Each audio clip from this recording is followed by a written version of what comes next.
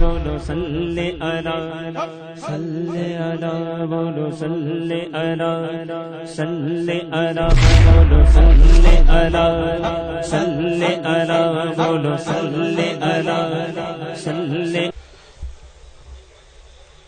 الحمد للہ رب العالمین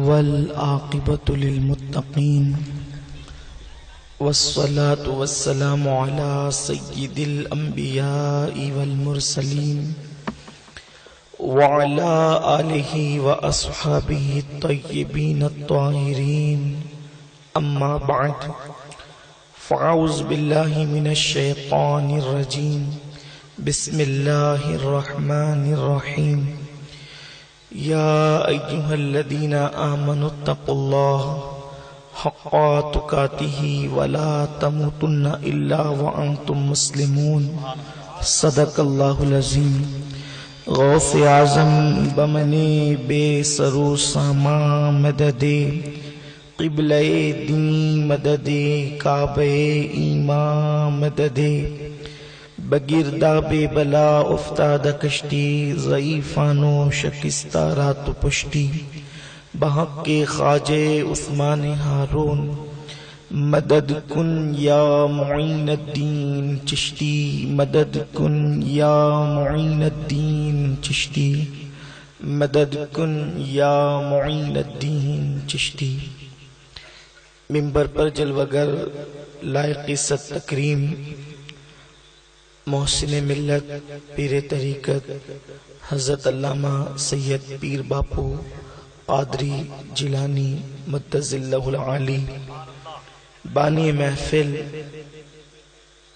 حضرت پیر طریقت پیر سید نثار باپو صاحب کی بلا قادری جیلانی مدظ اللہ العالی وہ جملہ عرش مقام سادات کرام علماء ذوی الاحترام حاضرین محفل عفت مآب ماؤں اور بہنوں السلام علیکم ورحمۃ اللہ وبرکاتہ۔ وعلیکم السلام ورحمۃ اللہ وبرکاتہ۔ آئیے نہایتی ادب اور احترام کے ساتھ اپنے اور ساری کائنات کی مرکز عقیدت انیس بے کساں چارہ ساز درد منداں ہم غریبوں کے غم گسار ہم فقیروں کے ثروت مصطفیٰ جان رحمت شم بزم ہدایت شب اسرا کے دولہا نوشے بزم جنت دانائے سبل مولائے کل ختم الرسل خسرو خوباں سیاحی لامکاں وجہ کن فکاں حضور احمد مجتبی محمد مصطفیٰ ارواحنا فدا صلی اللہ تعالی علیہ وسلم کی بارگاہ بے کس پناہ میں جس طریقے سے میں پڑھا ہوں آپ بھی میرے ساتھ مل کر بآواز بلند پڑھیں الصلاۃ والسلام علیک یا رسول اللہ الصلاۃ والسلام علیک یا نبی اللہ الصلاۃ والسلام علیک یا نبی اللہ الصلاۃ والسلام علیک یا حبیب اللہ الصلاۃ والسلام علیک یا نبی اللہ وعلی آلک واصحابک یا نور اللہ وعلی آلک واصحابک یا صلی اللہ تعالی علیہ وسلم۔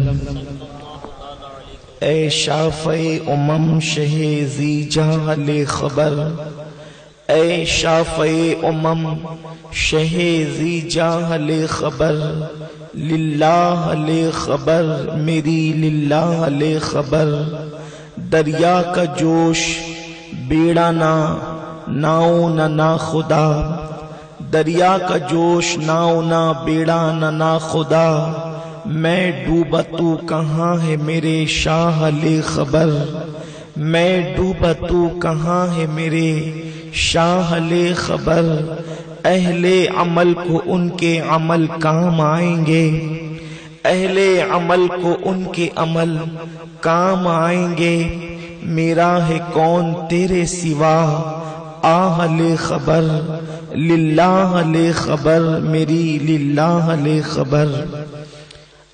اللہ کا بے پناہ شکر اور احسان، بے شمار درود و سلام اس کے محبوب پر کہ آج ایک مرتبہ پھر ہم پیر طریقت سید حاجی غلام محی الدین باپو رحمت اللہ تعالی علیہ کے عرس میں حاضر ہیں، اور ایک مرتبہ ہمیں پھر اپنے دامن کو اس بارگاہ سے گوہر مراد حاصل کرنے کی سعادت اللہ نے عطا فرمائی۔ آج کی اس محفل کے لیے حضرت پیر طریقت پیر سید نثار باپو قادری مدث اللہ العالی نے مجھے بالکل آزاد کیا اور ارشاد فرمایا کہ آپ اپنی مرضی کے مطابق جو چاہیں کہیں۔ آج میں آپ سے کچھ نہیں کہوں گا، لیکن ایک واقعہ مجھے بڑا پسند ہے، پھر بھی میں اس کو سنانے کی گزارش نہیں کروں گا۔ تو میں نے سمجھ گیا کہ حکم نہ دے کر بھی کچھ اشارے دے دیے گئے ہیں، اگر دوران گفتگو وہ عنوان آ گیا تو میں اپنی بات رکھ دوں گا اور بہت جلدی اپنی بات مکمل کرنے کی کوشش کروں گا۔ یاد رکھیں، جب بھی امت پر برا وقت آیا تو ہمیشہ رہنمائی اور رہبری خانقاہوں سے کی گئی اور درسگاہوں سے کی گئی، حتیٰ کہ آپ دیکھ لیں ہندوستان تو اسلامی خانقاہوں سے پھیلا ہے، ہندوستان کے اندر اسلام خانقاہوں سے پھیلا ہے۔ سب سے پہلی خانقاہ اگر بر صغیر کے اندر ہم بہت پائیدار طور پر اور دائمی طور پر دیکھتے ہیں تو وہ ہمارے خواجہ ہند کے راجہ سرکار معین ملت والدین خواجہ معین الدین چشتی حسن سنجری ثم اجمیری رضی اللہ تعالی عنہ کی خانقاہ ہے۔ آپ دیکھیں اس خانقاہ سے، حالانکہ خانقاہ کا مطلب ہم یہ سمجھتے ہیں کہ بڑی خوبصورت دیواریں ہوں گی، بڑے بڑے گنبد و مینار ہوں گے۔ خانقاہ کا مطلب گنبد و مینار نہیں، خانقاہ کا مطلب خوبصورت دیواریں نہیں۔ جہاں کوئی مرد کامل بیٹھ جاتا ہے، اگر وہ درخت کے نیچے بیٹھ جاتا ہے تو وہی خانقاہ بن جاتی ہے، اگر وہ کسی اوٹے پر بیٹھ جاتا ہے تو وہی خانقاہ بن جاتی ہے، اور وہیں سے وہ فیض جاری ہوتا ہے۔ یہ میرا عنوان نہیں کہ خانقاہوں کا ثبوت کہاں سے ہے، لیکن یہ اشارہ ضرور دوں گا کہ اللہ کے رسول صلی اللہ علیہ وآلہ وسلم نے جہاں مسجد نبوی شریف کی پہلی اینٹ رکھ کر مسجد نبوی شریف کی بنیاد رکھی، اسی کے ساتھ اصحاب صفا کے چبوترے کو بنانے کے بعد اللہ کے محبوب نے اسے گویا کہ خانقاہ کی طرف ایک اشارہ امت کو عطا فرما دیا۔ میرے پیارے آقا صلی اللہ علیہ وسلم کے پیارے دیوانوں، مسجد میں سجدے کیے جاتے ہیں اور پیشانیاں مزین کی جاتی ہے، اور خانقاہوں کے اندر دل سنوارے جاتے ہیں اور دلوں کو سدھارنے کی کوشش کی جاتی ہے۔ اسی لیے تو آپ دیکھیں میرے رسول کی خانقاہ میں بیٹھنے والوں کو میرے آقا نے وَيُزَكِّيهِمْ کے تحت جس شان کے ساتھ سنوارا تھا، آج دنیا کی بڑی بڑی یونیورسٹی اس طریقے کے افراد کا تصور پیش کرنے سے بھی قاصر ہے۔ سیدنا صدیق اکبر، سیدنا فاروق اعظم، سیدنا عثمان غنی، سیدنا مولائے کائنات حضرت ابو ہریرہ، حضرت بلال حبشی، حضرت سعد، حضرت سعید، طلحہ، زبیر، حضرت اسود، حضرت مقداد، سلمان فارسی، یہ میرے رسول کی خانقاہ کے وہ پروردہ ہیں کہ لوگ ان کو دیکھتے چلے جاتے اور اسلام کو سمجھتے چلے جاتے۔ میرے پیارے آقا صلی اللہ علیہ وسلم کے پیارے دیوانوں، عرض یہ کر رہا تھا، امت پر جب بھی برا وقت آتا ہے تو خانقاہوں ہی میں فریادیں سنی جاتی ہیں اور اسی سے لاہ عمل بھی ملتا ہے، اسی سے خطوط بھی ملتے ہیں، اسی سے راہیں بھی ملتی ہے۔ اس لیے کہ یہ بات میں بغیر کسی خوف کے کہنا چاہتا ہوں، اگر دین کہیں پر پیور موجود ہے تو وہ صرف خانقاہوں کے اندر موجود ہے۔ میرے پیارے آقا صلی اللہ علیہ وسلم کے پیارے دیوانوں، یہ ہماری خوش نصیبی ہے، ہمیں خانقاہ میں بیٹھ کر اللہ اس کے رسول کا ذکر سن رہے ہیں۔ میرے آقا علیہ الصلوۃ والتسلیم کے پیارے دیوانوں، ہندوستان کی آزادی کا مسئلہ ہو، انقلاب کا معاملہ ہو تو سب سے پہلے آواز اللہ اکبر۔ اس ملک ہندوستان کے اندر اللہ اللہ اتنی بڑی تعداد میں اس وقت بھی انسان رہتے تھے، مگر سب سے پہلے آزادی کے لیے آواز اٹھانے والا ایک خانقاہ ہی ہے جس کو دنیا فضل حق چشتی کے نام سے جانتی ہے۔ میرے آقا علیہ السلام کے پیارے دیوانوں، پھانسی کے پھندے پہ لٹکنے والا کوئی اور نہیں، وہ بھی ایک خانقاہی ہے جس کو دنیا حضرت سید کفایت علی کافی مراد آبادی کے نام سے جانتی ہے۔ خدا کی قسم، خانقاہی رنگ کس طرح چلا ہوا تھا یہ میرا عنوان یہ بھی نہیں ہے، صرف تمہید کے طور پر اپنے عنوان تک آنے کے لیے چند الفاظ کا سہارا لینا چاہتا ہوں۔ حضرت کفایت علی کافی مراد آبادی رحمت اللہ تعالی علیہ کو جب مراد آباد کی جیل کی دیواروں کے سائے کے اندر تختہ دار پہ چڑھانے کی کوشش کی جا رہی تھی، اس وقت حضرت کافی مراد آبادی کے متعلق کسی انگریز نے کہا تھا کہ دنیا کا دستور ہے کہ جب بھی کوئی مرنے والا مرتا ہے، یعنی کسی کو قتل کیا جاتا ہے یا پھانسی کے پھندے پہ چڑھایا جاتا ہے، اس کی آخری خواہش پوچھی جاتی ہے۔ ذرا کفایت علی سے پوچھ لو، اگرچہ ہمارا دشمن ہے، اس نے ہمارے قدم اکھاڑے تھے، اس نے ہمیں نقصان پہنچایا تھا، لیکن اس سے پوچھو تو صحیح اس کی آخری خواہش کیا ہے۔ لوگ کہتے ہیں کافی نے نعت پڑھی، میں کہتا ہوں نعت نہیں پڑھی بلکہ نعت لکھی، اس لیے کہ پڑھنے اور لکھنے میں فرق ہے۔ نعت تو چھوٹے چھوٹے بچے بھی پڑھ لیتے ہیں، لیکن لکھنا یہ بہت جو ہے وہ ہنر کا کام ہوتا ہے، یہ دل اور گردے کا کام ہوتا ہے۔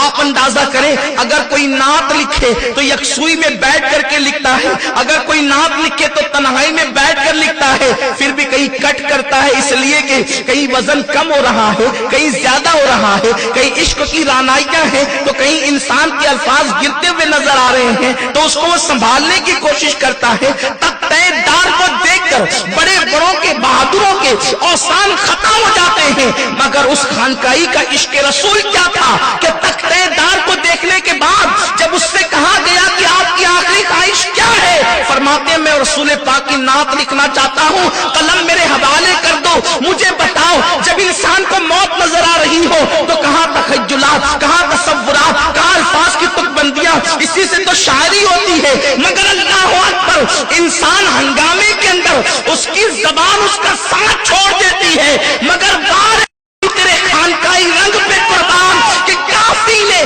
تختہ دار کو دیکھنے کے بعد قلم مانگا، اور خدا کی قسم وہ کلام فی البدی لکھا ہے، آج تک کہ اس کے اندر عروضی غلطی کوئی بتا نہیں سکا، الفاظ کی ترتیب پر کوئی اعتراض نہ کر سکا، اور کلام کیا ہے، عشق مصطفیٰ میں ڈوبا ہوا کلام ہے کہ شان سے لکھتے ہیں کوئی گل باقی رہے گا نہ چمن رہ جائے گا، کوئی گل باقی رہے گا نہ چمن رہ جائے گا، پر رسول اللہ کا دین حسن رہ جائے گا۔ اطلس و کم خواب کی پوشاک پہ نازا نہ ہو، اس تنے بے جان پر خاکی کفن رہ جائے گا، اطلس و کم خواب کی پوشاک پہ نازا نہ ہو، اس تنے بے جان پہ خاکی کفن رہ جائے گا۔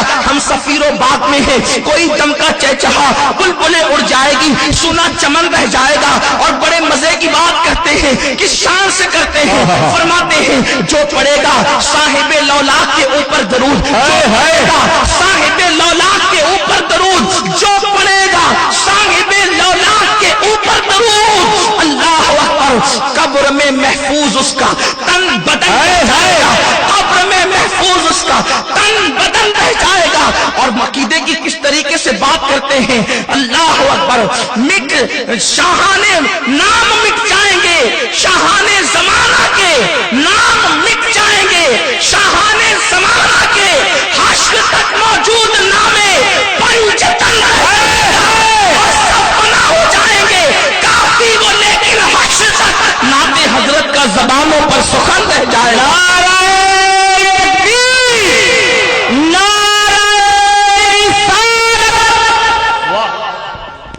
جب بھی امت پر وقت آیا ہے، سہارا مشائخ نے دیا، علماء نے دیا، اہل خانقاہ نے دیا۔ آج جن حالات سے یہ امت دوچار ہے، جن حالات سے یہ امت گزر رہی ہے، ہماری قوم کے اس وقت کے جو حالات ہیں انتہائی کربناک اور دردناک۔ پوری دنیا کے اندر مسلمان افسردگی کے ساتھ اپنی زندگی کے شب و روز کو گزار رہا ہے۔ چہروں پر بشاشتیں نہیں، مسکراہٹیں چھین لی گئی ہے۔ سوشل میڈیا پر کبھی برما کی تصویریں مسلمانوں کو افسردہ کرتی ہے، کبھی عراق، شام اور یمن کا لٹنا مسلمانوں کو بے چین اور بے قرار کرتا ہے۔ ایسے حالات کے اندر مسلمانوں کی ذمہ داریاں کیا ہے؟ بہت حیرت کی بات ہے، اٹھتی ہوئی جنازے، اٹھتے ہوئے جنازے، لٹتی ہوئی عزت اور آبرو، ننھے ننھے بے گناہ معصوم بچوں کا قتل عام۔ یہ سب کام وہ کر رہے ہیں جن کو امن کا نوبل پرائز ملا ہے۔ امن کا نوبل پرائز حاصل کرنے والے دنیا کے اندر وہ ظلم کی مثال قائم کر رہے ہیں کہ اب تو اقوام متحدہ نے یہ بات کہہ دی کہ دنیا کی سب سے زیادہ ستائی ہوئی قوم کا نام ہے روہنگیا مسلمان۔ اقوام متحدہ کا اسٹیٹمنٹ یہ آ گیا کہ اب تک کسی قوم کو اتنا ستایا نہیں گیا جتنا کہ روہنگیا مسلمانوں کو ستایا گیا برما کی سرزمین پر۔ وہ سرحدیں پار کر کے جانا چاہتے ہیں، جان بچانے کے لیے بارود رکھ دیے گئے ہیں تاکہ جب سرحد پار کر کے جائیں تو وہ پیروں کے وزن سے بارود پھٹ جائے اور پھر وہ وہیں پر مر کر کے ڈھیر ہو جائے۔ ہزاروں عورتیں لاپتہ ہو گئی ہے اور ان کو میانمار کے امن پسند کہلانے والے بدھسٹوں نے اغوا کر لیا ہے۔ کوئی ظالم درندہ اگر کسی لڑکی کو یا عورت کو اغوا کرے تو اس کا انجام وہ کیا کرے گا یہ بتانے کی ضرورت نہیں۔ معتبر ذرائع کے مطابق 26 مسلمانوں کے گاؤں کو آگ لگا دی گئی ہے، 26 گاؤں کو ایک ساتھ جلا دیا گیا ہے۔ ہم کیا کر سکتے ہیں ایسے وقت میں؟ میری قوم بہت بڑی ذمہ داری ادا کر رہی ہے، میری قوم کے جوان، کہ جب ایسی تصویریں ان کے پاس آتی ہیں تو وہ ایک دوسرے کو شیئر کرتے ہیں۔ اس سے بڑھ کر کے اب وہ کیا کر سکتے ہیں؟ میں کہتا ہوں مسلمانوں کو شرم آنی چاہیے کہ اپنی قوم پر دنیا ہنس رہی ہے، تمہارے لاشوں پر شیطنت کا ننگا ناچ ناچا جا رہا ہے، اور مسلمان ہے کہ اب وہ تصویر اور ویڈیو شیئر کر کے سمجھتا ہے کہ میں نے بہت بڑی ذمہ داری ادا کر دی اور میں اپنی ذمہ داری سے سبکدوش ہو گیا۔ مسلمانوں ایسے وقت میں اپنی ذمہ داری تو یہ تھی کہ ہم تصویروں کو شیئر کر کے لوگوں کو ہنسنے کا موقع دینے کی بجائے ہم یہ کرتے کہ اپنے اعمال کا احتساب کرتے کہ دنیا کے اندر بستیاں تباہ کیوں ہوتی ہیں، قوموں پر تباہی کیوں آتی ہے۔ ظاہر سی بات ہے، ہم کلمہ جس خدا کا پڑھتے ہیں وہ خدا طاقت و قوت والا ہے، اس کی مرضی کے بغیر پتہ نہیں ہلتا۔ پھر آخر مسلمانوں پر یہ ظلم جو ہو رہا ہے ہم مدد نہیں کر سکتے، قدرت تو مدد کر سکتی ہے نا۔ پھر قدرت کی مدد نازل کیوں نہیں ہوتی؟ قدرت کی امداد نازل کیوں نہیں ہوتی؟ کیوں اللہ کی مدد نہیں آتی؟ کیوں رب تبارک و تعالیٰ کی طرف سے مدد نازل نہیں ہوتی؟ ہم نے تاریخ میں پڑھا اور ہمارا ایمان ہے، حقیقت ہے کہ 313 بدر میں پہنچے اور پھر 4000 ان کی مدد کے لیے فرشتے آ گئے، 313,000 پہ غالب آ گئے اور ایسی دھول چٹائی کہ آج بھی تاریخ کے اندر بدر کی تاریخ موجود ہے۔ سنہری حرفوں سے لکھنے کے قابل صحابہ کے کارنامے، میرے پیارے آقا علیہ السلام کے پیارے دیوانوں، احد کے میدان میں 1000 نے 3000 کو دھول چٹا دی۔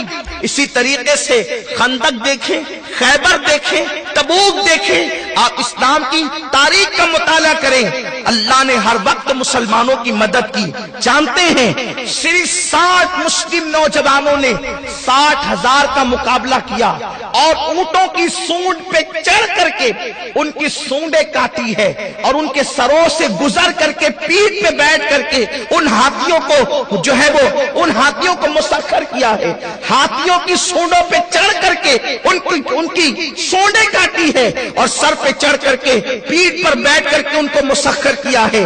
ہم نے یہ بھی تاریخ میں اللہ اکبر پڑھا ہے، بلکہ قرآن بھی اس کے بارے میں بیان کرتا ہے کہ جب کعبے کو ڈھانے کے لیے ایک ظالم آیا تو قدرت نے ابابیل کو بھیجا۔ آج کیوں ابابیل نہیں آتی؟ اقبال کہتے ہیں اپنے کعبے کی حفاظت ہمیں خود کرنی ہے، اب ابابیل کا لشکر نہیں آنے والا۔ ابابیل کب آتا ہے؟ جب کوئی مسلمان بچانے والا نہیں رہتا تب ابابیل آتا ہے۔ تو اب تو مسلمان دنیا کے اندر 250 کروڑ موجود ہے، پھر لوگ ابابیل کا انتظار کیوں کر رہے ہیں؟ قدرت کی مدد کیوں نہیں آتی؟ یہ ایک اہم سوال ہے۔ رب کی مدد کیوں نہیں آتی؟ اللہ کی نصرت کیوں نہیں آتی؟ ہم ان تصویروں کو دیکھ کر آنسو بہا رہے ہیں، ہم ان جنازوں کو دیکھ کر آنسو بہا رہے ہیں، ہم ان مسلمانوں کو اللہ اکبر کھلے آسمان کے نیچے دیکھ کر آنسو بہا رہے ہیں۔ ہمیں کربلا کا منظر یاد آتا ہے۔ کربلا میں چند سیدانیاں تھی جو کھلے آسمان کے نیچے بیٹھی ہوئی تھی، 10ویں کا دن گزر کر کے 11ویں شب کے اندر، لیکن آج اللہ اکبر میانمار کی ہزاروں کنیزان زینب آج بھی زینب کی سنت کو زندہ کر رہی ہے، اور وہ کسی علی اکبر کو آواز دے رہی ہے، کسی امام قاسم کو آواز دے رہی ہے، وہ پھر کسی حسینی عزم رکھنے والے کسی جوان کو پکار رہی ہے۔ ایسے وقت کے اندر مسلمان صرف دیکھتا ہی رہے گا، واٹس ایپ اور فیس بک کا مجاہد بن کر کے رہے گا؟ ہم مجاہد ہیں واٹس ایپ اور فیس بک کے، ہم اسی کے ذریعے سے ویڈیو اور تصویروں کو دیکھ کر عام کر رہے ہیں۔ یہ ہمارا سب سے بڑا کارنامہ ہے۔ رونے والوں تصویریں دیکھ کر یہ نامردی کے آنسو نہ رو۔ اللہ اکبر، ویڈیو دیکھنے کے بعد پسماندگی کا شکار ہو کر خدا کی رحمت سے نا امید نہ ہو۔ ہم اپنی زوال کی اسباب تلاش کریں، ہم اپنے مظلوم بننے کے اسباب تلاش کریں۔ آخر ایسا کیوں ہوا؟ بستیاں کیوں تباہ ہو رہی ہے؟ ایک ملک کا یہ حال نہیں بلکہ دنیا کے اکثر ممالک کا یہ حال ہے۔ شام دیکھ لیں، عراق دیکھ لیں، یمن دیکھ لیں، پہلے چچینیا کا جو حال ہوا وہ دیکھ لیں، اس وقت میانمار دیکھ لیں، اور اس کے بعد یہ سن لو، اشاروں کی زبان میں کہنا چاہتا ہوں، میانمار تو ایک تختہ مشق ہے، یہ تو ٹیلر ہے۔ خدا جانے کس ملک کی اس کے بعد باری ہوگی اور کس ملک میں مسلمانوں کو کچلا جائے گا، اس لیے کہ پڑوس میں آگ لگتی ہے، اگر آپ آگ نہ بجھائیں گے تو وہ آگ آپ کے گھر کو جلا دے گی۔ میانمار کے پڑوس میں رہنے والوں، کہیں ایسا تو نہیں یہ بجنے والی گھنٹی تمہیں بیدار کرنے کی کوشش کر رہی ہے؟ اگر تم نے اپنے آپ کو بیدار نہ کیا، اگر تم نے ہوش کے ناخون نہ لیا، کہیں ایسا تو نہیں کہ میانمار کے مسلمانوں سے بدترین تمہارا حال کیا جائے، روہنگیا مسلمانوں سے زیادہ بدترین تمہارا حال کیا جائے؟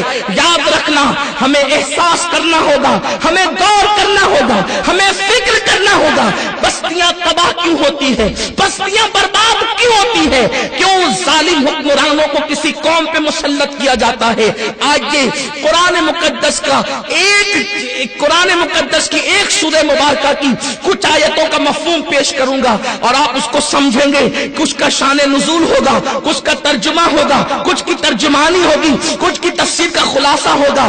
آپ دیکھیں، اللہ اکبر، آپ نے فرعون کے ظلم کی داستان اسلام کے اندر سنی ہوگی کہ کس طریقے سے وہ ظالم فرعون نے جو ہے وہ بنی اسرائیل پہ ظلم کیا۔ میں کہتا ہوں کیا پہلے ہی دن اس نے بنی اسرائیل پہ ظلم کرنا شروع کر دیا تھا؟ فرعون کی تو اوقات ہی نہیں تھی، وہ تو پیدا بھی نہیں ہوا تھا۔ پہلے بنی اسرائیل کا حال کیا تھا؟ پہلے بنی اسرائیل کی شان کیا تھی؟ دیکھو، سب سے پہلے مصر کے اندر بنی اسرائیل میں جو شخصیت آئی ہے وہ سیدنا یوسف علیہ السلام کی ذات ہے۔ یوسف علیہ السلام آئے، مصر کے بازار میں بیچے گئے، پھر مصر کے قید خانے میں رکھے گئے، اس کے بعد اللہ نے مصر کا تخت عطا کیا۔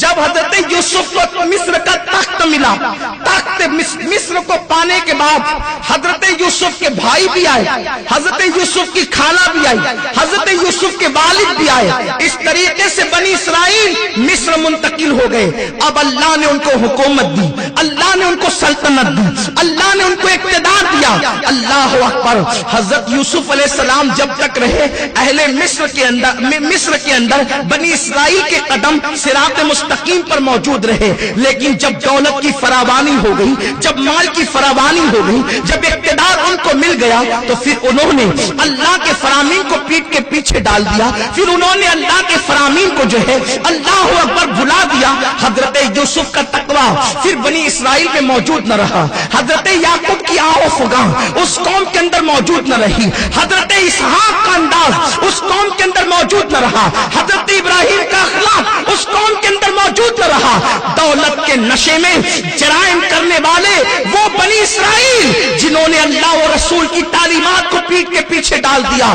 یاد رکھیں، جب دولت اور اقتدار، طاقت و قوت کے نشے میں قومیں جرائم کا شکار ہو جاتی ہے، تو پھر اللہ ان سے حکومتیں، طاقتیں، دولتیں، عزتیں چھین لیتا ہے اور ان پر ظالموں کو مسلط کر دیتا ہے۔ وہ قوم جو یوسف علیہ السلام کی شکل میں کبھی مصر کی بادشاہ بنائی گئی تھی، جب اس قوم کے اندر جو ہے وہ حضرت یوسف کے نقش قدم سے انحراف پایا گیا، تو اللہ نے اسی بنی اسرائیل کو جو بادشاہ بن کر آئے تھے، بادشاہ کے مہمان بن کر آئے تھے، بادشاہ کے بھائی بن کر آئے تھے، نبی کی اولاد کی شکل میں اہل مصر کو اپنی زیارت کرانے آئے تھے، جب وہ ہٹ گئے اللہ کے انبیاء کے نقش قدم سے، تو قدرت نے ان سے حکومت چھینی، قدرت نے ان سے عزت چھینی، قدرت نے ان سے وقار چھینا، قدرت نے ان سے طاقت چھینی، اور فرعون جیسے ظالم و جابر کو مسلط کر دیا۔ پھر فرعون کیا کرتا؟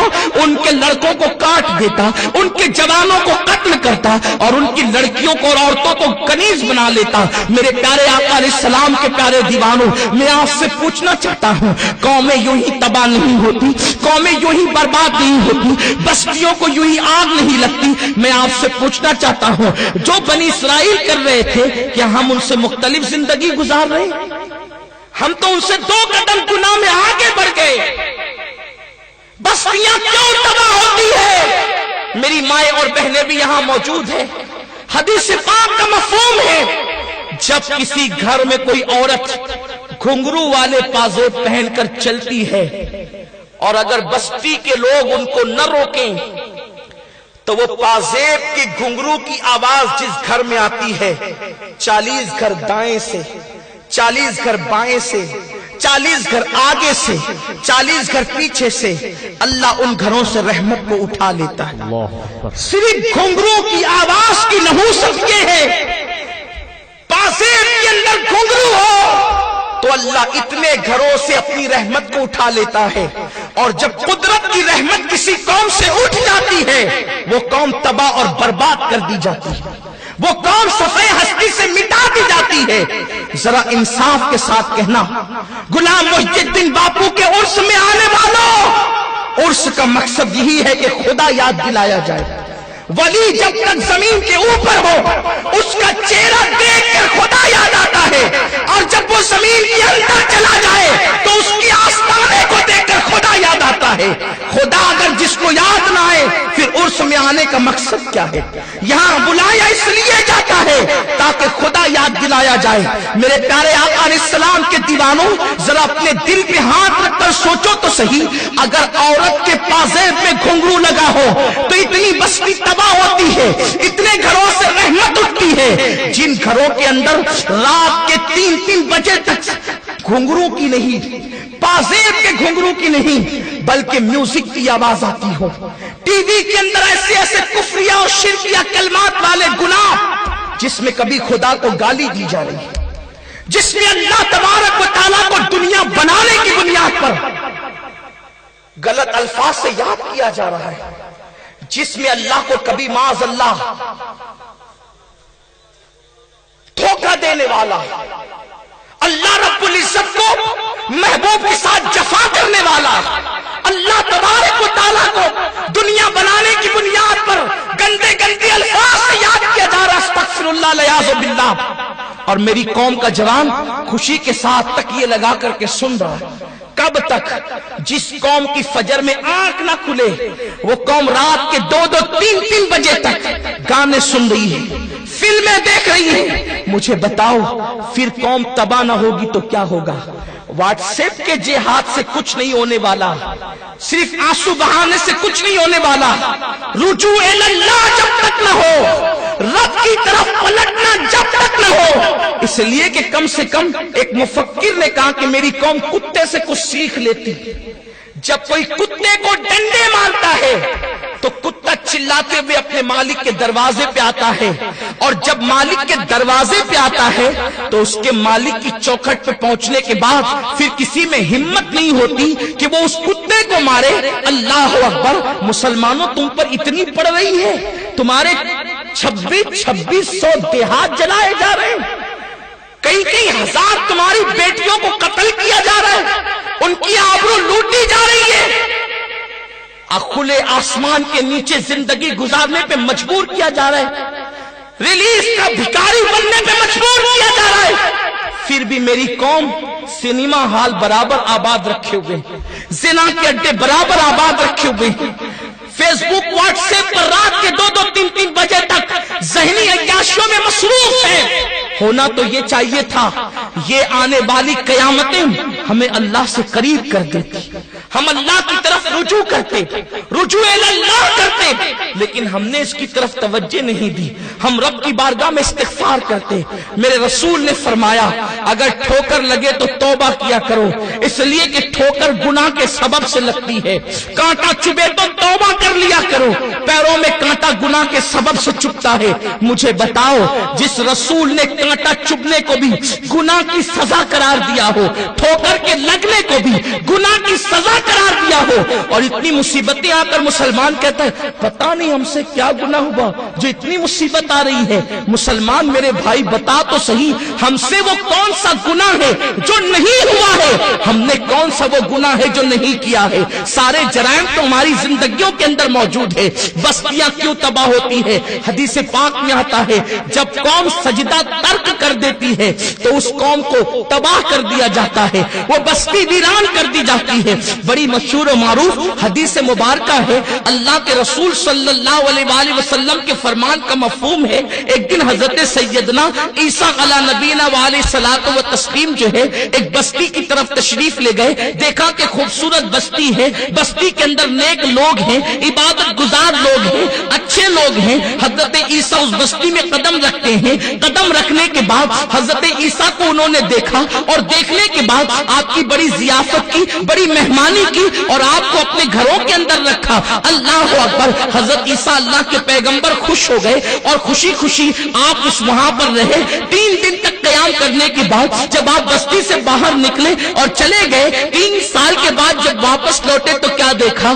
اب نہ وہاں انسان ہے، نہ انسانی بچہ ہے، اب نہ وہاں پرندہ پر مارنے والا ہے، اب نہ وہاں کھیت ہے نہ کھلیان ہے، اب نہ وہاں پانی ہے نہ بہاریں ہیں، اب نہ وہاں سبزہ ہے نہ سبزہ زار ہے، وہاں پر کچھ نہیں. اللہ کے پیغمبر کو حیرت ہوئی 3 سال کی چھوٹی سی مدت میں یہ بستی ویران کیسے ہو گئی، یہ بستی تباہ کیسے ہو گئی، یہ بستی برباد کیسے ہو گئی. اللہ اکبر! اس وقت رب سے عرض کیا میرے کریم یہ تو بتا 3 سال کی مدت کوئی طویل مدت تو نہیں، اتنی چھوٹی سی مدت ہے، اتنی قلیل سی مدت ہے، یہ بتا میرے اللہ یہ بستی ویران کیوں ہو گئی؟ تو جواب آتا ہے عیسیٰ بات یہ ہے اس بستی کے لوگ نمازی تھے، عبادت گزار تھے، پرہیزگار تھے، لیکن اس بستی کے اندر ایک بے نمازی آیا، اور جس نہر کی بنیاد پر اس بستی سیراب ہوتی تھی اس نہر کے اندر اس نے ہاتھ ڈال دیا اور ہاتھ ڈال کر کے پانی پی لیا. اس بے نمازی کی نحوست کی وجہ سے وہ نہر خشک ہو گئی. جب نہر خشک ہو گئی کھیتیاں خشک ہو گئی، اور جب کھیتیاں خشک ہو گئی باغات خشک ہو گئے، اور جب سب کاروبار ٹھپ پڑ گیا تو لوگ بستی چھوڑ چھوڑ کر چلے گئے. نتیجتاً یہ بستی ویران ہو گئی. مجھے بتاؤ بستی کے اندر ایک بے نمازی آ جائے تو پوری بستی ویران ہو جائے، کھنڈرات میں تبدیل ہو جائے. اگر بستی کے اندر ایک بے نمازی آئے تو بستی تباہ ہو جاتی ہے، ویرانے میں تبدیل ہو جاتی ہے، کھنڈرات میں تبدیل तब्दील हो जाती है। जिस बस्ती के अंदर पूरी के पूरी बस्ती बेनमाजी हो, वो बस्ती तबाह न होगी, वो बस्ती बर्बाद न होगी। मेरी गुफ्तगू को किसी दीवाने की बड़ न समझना। मैं हदीस पाक की रोशनी में मेरी कौम को आगाह कर रहा हूं। मेरी कौम के जवानों, तुमने कैरम के लिए वक्त निकाला, तुमने ताश के पत्तों के लिए वक्त निकाला, तुमने जुओं के लिए वक्त निकाला, तुमने शराब के अड्डों को आबाद किया, लेकिन तुमने खुदा के लिए वक्त नहीं निकाला। वो रब जिसने तुम्हें, तो माँ हमें कभी दूध न पिलाती, इसलिए कि अगर रात को एक औरत की नींद खराब कर दे कोई, तो वो उसको कोसने लगती है कि इसने मेरी नींद क्यों खराब की। लेकिन एक बच्चे को वो एक रात में 50 मरतबा बच्चा उठता है, माँ को परेशान करता है, मगर माँ के माथे पर कभी शिकन नहीं आता कि ये एक रात में 50 मरतबा मुझे क्यों हैरान करता है। बोलो कभी माँ बद्दुआ देती है कि अल्लाह करिए मर जाइए, 50 मरतबा मुझे क्यों उठाता है नींद से। बल्कि माँ हर मरतबा उठाकर सीने से लगाती है, उसके सीने का दूध उसके मुंह में उड़ेलती है। मैं पूछना चाहता हूँ, आखिर ये मोहब्बत किसने पैदा की? अगर अल्लाह मोहब्बत पैदा न करता तो वो औरत तुमसे मोहब्बत न करती जिसको माँ कहते हैं। बल्कि अगर उसके दिल के अंदर अल्लाह नफरत पैदा करता तो वो तुम्हें भूखा मार डालती। बताओ, जिस खुदा का इतना एहसान कि एक औरत जिसके दिल में अल्लाह ने तुम्हारी मोहब्बत पैदा करके उसको माँ की शक्ल दी, बल्कि अपनी रहमत का जिसको मजहर बनाया, अल्लाह ने जिस माँ को रहमत का मजहर बनाया, उस अल्लाह रब्बुल इज्जत का हक न था कि हम उस अल्लाह की इबादत के लिए वक्त निकालते, उस अल्लाह की इबादत के लिए टाइम निकालते। हमने कब वक्त निकाला? हमने दोस्तों के लिए टाइम निकाला, हमने बीवी बच्चों के लिए टाइम निकाला, हमने साथियों के लिए टाइम निकाला। अगर हमारे पास वक्त नहीं, अल्लाह के लिए वक्त नहीं, वो बेनियाज है, उसे किसी के सजदों की जरूरत नहीं। बहुत से ऐसे लोग हैं कि जो जुमा भी पढ़ने नहीं आते, जिन्हें जुमा पढ़ने की फुर्सत नहीं। मेरे प्यारे आका अलैहिस्सलाम के प्यारे दीवानों, माएँ और बहनें बैठी हुई हैं, अगर इनको कोई नमाज की दावत दे तो ये कहती हैं कि हमारे बच्चे बहुत हैं, बच्चों को देखे, घर का काम करे या क्या करे। मैं उनसे पूछना चाहता हूँ, ऐ मेरे आका सल्लल्लाहु अलैहि वसल्लम की कनीज, तुझे सीरियल का वक्त है, नमाज का वक्त क्यों नहीं? तुझे फिल्मों के लिए वक्त है, नमाज का वक्त क्यों नहीं? तुझे पार्कों में घूमने का वक्त है, नमाज का वक्त क्यों नहीं? फिर बात यही है कि जब कौमें अल्लाह का सजदा करना छोड़ देती है तो अल्लाह उस कौम को तबाह कर देता है, अल्लाह उस कौम को बर्बाद कर देता है। उनके घरों को आग लगती है जो अल्लाह का सजदा करना छोड़ देते हैं। मेरे प्यारे आका सल्लल्लाहु अलैहि वसल्लम के प्यारे दीवानों, हर दौर में रुजू इल्लाह जरूरी है, और इस वक्त तो खास मुसलमानों को रब की तरफ रुजू करना चाहिए। और फिर जिसे अल्लाह कहते हैं वो हमसे तो 70 माओं से ज्यादा प्यार करता है। जिसे अल्लाह कहते हैं वो हमसे 70 माओं से ज्यादा प्यार करता है। अगर रब तबारक व ताला जो हमसे मोहब्बत करता है, उसको आवाज अगर आप तक आ रही है तो मैं अपनी बात मुकम्मल करूं। कहां तक आवाज पहुंच रही है, जरा हाथ उठा करके मुझे इशारा कर दें। ठीक है, अगर आवाज वहां तक पहुंच रही है तो बहुत अच्छी बात है। एक मर्तबा सैयदना फारूक आजम की बारगाह में एक औरत आई और आने के बाद कहने लगी, अमीरुल मोमिनीन, जरा आपसे एक मसला पूछना है, आप वो मसला मुझे बताएं। अमीरुल मोमिनीन सैयदना फारूक आजम ने पूछा, मसला क्या है? उसने कहा, मसला ये है कि आप ये बताएं कि अल्लाह अपने बंदों से कितना प्यार करता है, अल्लाह बंदों से कितना प्यार करता है। बुजुर्गों का जवाब देने का अंदाज निराला होता है। सर्दियों के दिन थे, मदीने मुनव्वरा की मुबारक सर्दी थी, वहाँ की तो गर्मियों में भी सर्दी लगती है, ठंडी ठंडी हवाएं। खुल्द जिसको कहते हैं मेरी देखी भाली है, खुल्द जिसको कहते हैं मेरी देखी भाली है, सब्ज सब्ज गुंबद है और सुनहरी जाली है। जहाँ की धूप भी छांव का मजा देती हो, उसे मदीने मुनव्वरा कहते हैं। जिसको जन्नत भी रश्क से तकती हो, उसे मदीने मुनव्वरा कहते हैं। सिदरा छोड़कर जहां बार बार आने की लालच जिब्रील करता है, उसे मदीने मुनव्वरा कहते हैं। उनको चैन आ जाता अगर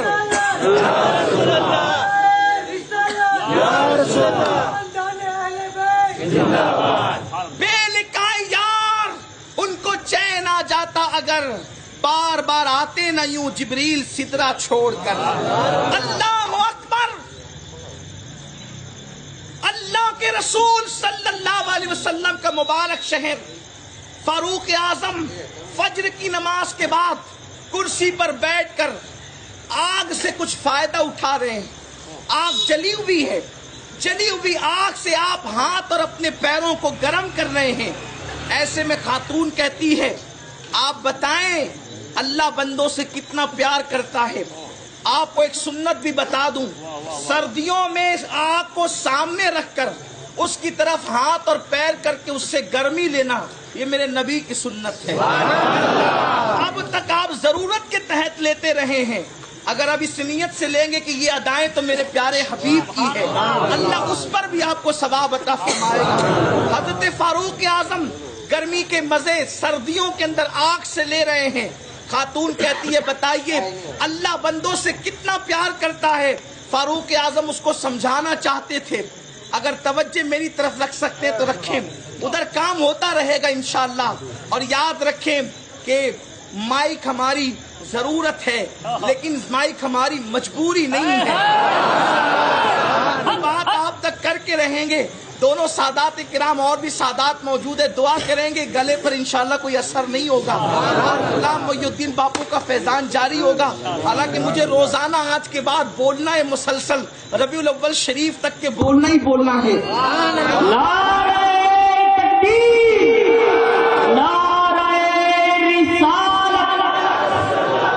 अल्लाह बंदे से कितना प्यार करता है, अल्लाह बंदे से कितना प्यार करता है। फारूक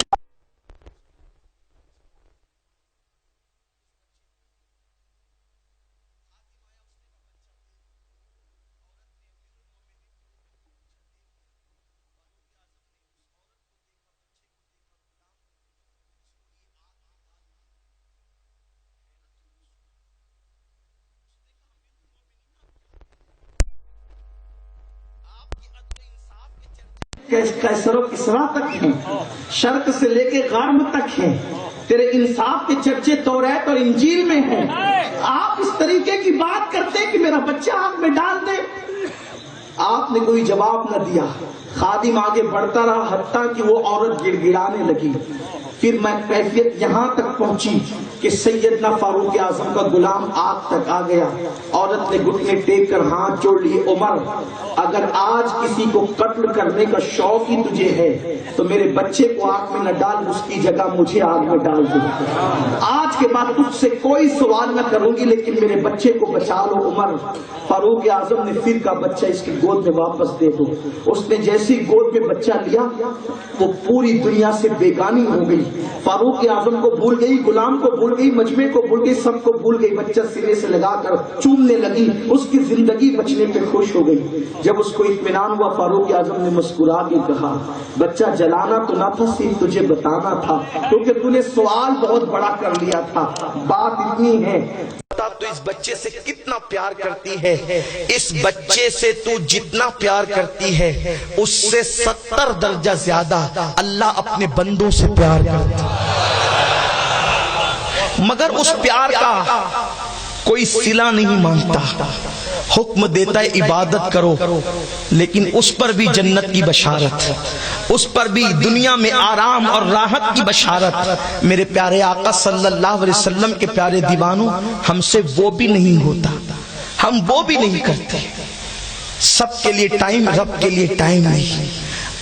जिंदगी को हमने फजूल कामों की नज़र कर दिया है। अगर कौम से कहा जाए गुनाह छोड़ दो, तो कहते मौलाना गुनाह की आदत है, कैसे गुनाह छोड़ें? नहीं छूटता गुनाह, गुनाह नहीं छूटता। आपसे पूछना चाहता हूं, جب تجھ سے نیکیاں چھوٹ گئی تو تجھ سے گناہ نہیں چھوٹتا؟ ایک مفکر نے بہت پیاری بات کہی تھی، لوگ پیسوں سے جہنم خریدتے ہیں، مفت میں جنت کیوں نہیں لیتے؟ پیسوں سے جنت جہنم خریدنے والوں، اللہ تو مفت میں تمہیں جنت دے رہا ہے، وہ تو نہایت سستا سودا بیچ رہے ہیں جنت کا، ہم مفلس کیا مول چکائیں، اپنا ہاتھ ہی خالی ہے۔ جہنم خریدنے کے لیے پیسے، اس لیے کہ شراب پیو تو جہنم ملے گی، شراب خریدنے کے لیے پیسے چاہیے، جوا کھیلو تو پیسہ ہار دیتے ہیں، اس پہ جہنم۔ کسی فلم میں جاؤ پیسے لگتے ہیں، اس پہ پیسہ دے کر جہنم۔ مسجد میں آنے پر کوئی پیسہ نہیں لگتا، بولو لگتا ہے؟ زمزم پینے پہ کوئی پیسے نہیں لگتے، اللہ کی عبادت کرنے میں کوئی پیسہ نہیں لگتا، تلاوت قرآن کرنے میں کوئی پیسہ نہیں لگتا۔ گندی موویاں خرید کر کے لوگ دیکھتے ہیں، قرآن مقدس تو یوں ہی اٹھا کے پڑھ لو۔ لوگ پیسہ دے کر جہنم خرید رہے، کتنے عقل مند ہے یہ، پیسہ دے کر جہنم خرید رہے ہیں، مفت میں جنت مل رہی، اس کو کون لینے والا ہے؟ کون اس کو لینا چاہتا ہے؟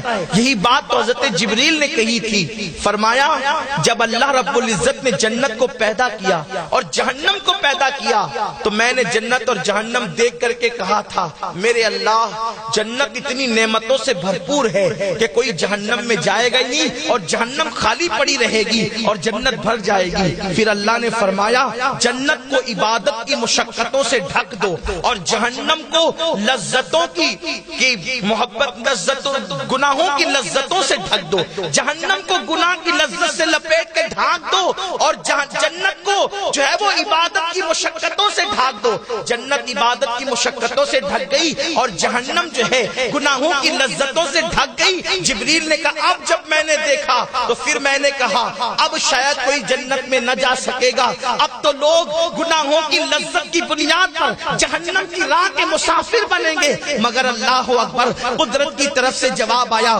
نہیں جبریل، میرے کچھ بندے ایسے بھی ہوں گے جو واقعی مجھ سے محبت کریں گے، وہ راتوں کو میرے لیے جگیں گے، وہ راتوں کو سجدے کریں گے، وہ سب سے تعلق توڑ کر کے میرے لیے مصلی پر رویا کریں گے، میرے لیے تسبیح و تحلیل پڑھا کریں گے، وہ میرے لیے راتوں کو تلاوتیں کیا کریں گے۔ جب لوگوں کی آنکھیں سو رہی ہوگی تو وہ بستر سے تعلق توڑ کر کے مجھ سے محبتوں کا رشتہ جوڑ رہے ہوں گے۔ مجھے میری عزت و جلال کی قسم، ایسے لوگوں کو میں بے حساب جنت عطا کروں گا، جنت میں ان کے مراتب بلند کروں گا، میرا دیدار ان کو کراؤں گا۔ میرے آقا علیہ السلام کے پیارے دیوانوں، دیکھو جب گناہ ہوتا ہے تو ہمیں نیند نہیں آتی، جب گناہ ہوتا ہے تو دلچسپی ہوتی ہے۔ آپ یوں ہی دیکھ لیں، انٹرنیٹ پر ایک انسان بیٹھے، ٹائم پتہ نہیں چلتا، لیکن اگر تسبیح لے کر کے بیٹھے تو کبھی جمائی آ رہی ہے، کبھی معاذ اللہ پیٹھ میں درد ہو رہا ہے، بیٹھنے کی طاقت نہیں، یہ سب چیزیں ہوتی ہے۔ تلاوت کرو تو معاذ اللہ اس میں لوگوں کو دل نہیں لگتا، کیوں؟ اس لیے کہ جن کو ایمان کی لذت مل گئی ان کا دل عبادت میں لگتا ہے۔ تم نہیں دیکھتے سرکار غوث الاعظم دستگیر جو ہے 40 سال تک معمول یہ ہے، عشاء کے وضو سے فجر کی نماز پڑھتے ہیں، مولا کائنات کی تلاوت کا حال کیا ہے؟ اللہ اکبر، ایک رکاب پہ پیر رکھتے ہیں تو دوسرے پہ پیر رکھنے سے پہلے پورا قرآن مقدس ختم کر لیا کرتے ہیں، پورا قرآن ختم کر لیا کرتے ہیں۔ منکرین علی نے کہا اس طرح کی باتیں تو گڑی ہوئی ہوتی ہیں کہ کیسے ہو سکتا ہے، یہ کیسے ہو سکتا ہے کہ ایک زین پر قدم رکھنے کے بعد دوسری زین پر قدم رکھنے سے پہلے قرآن ختم ہو جائے۔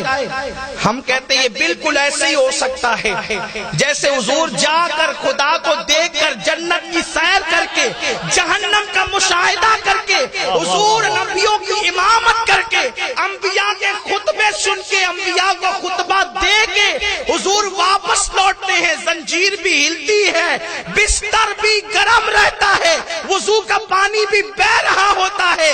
ارے جب نبی کے لیے کائنات کا نظام روک دیا جاتا ہے تو نبی کے چچا زاد بھائی علی کے لیے بھی کائنات کا نظام روک دیا جاتا ہے۔ نعرہ تکبیر، نعرہ رسالت، نعرہ حیدری۔